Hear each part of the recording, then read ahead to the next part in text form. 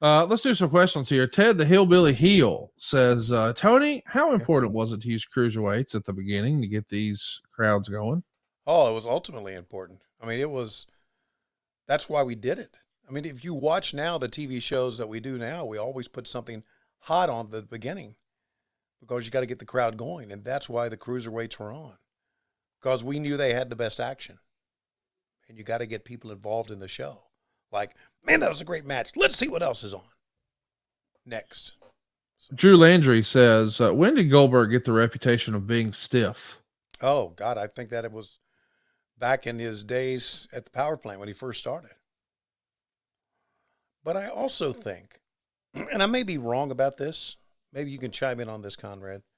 I'm not blaming anyone for making Goldberg stiff, but I think they saw in him at the power plant how good he looked and how great his moves were visually.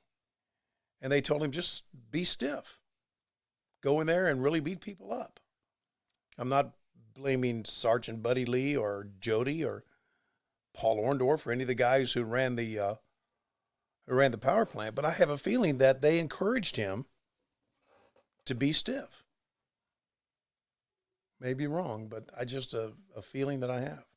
It's like, man, kid, that looks good. So keep doing what you're doing. Right. Another question here. Where do you rank Booker T amongst the best TV title champions? Oh, well, he's top 3, I guess. Arn Anderson, maybe top 5. Arn Anderson, Tully Blanchard. Of course, I'm just coming from my perspective. I remember the TV champions more in the Jim Crockett era than I do the WCW era. And I don't know who else was TV champ. Arn, Tully, I know Dusty was. Bobby Eaton, Steve Austin. Bobby Eaton, Steve Austin. There you go. Scott Steiner, Ricky Steamboat. Yeah. Okay, well, let's say Arn, Tully, Ricky Steamboat, Steve Austin, Booker T. Top 5. Here's one from 2 Count Kyle. Tony, do you think Disco Inferno should be studied by everyone on Dark and Elevation for how to get over?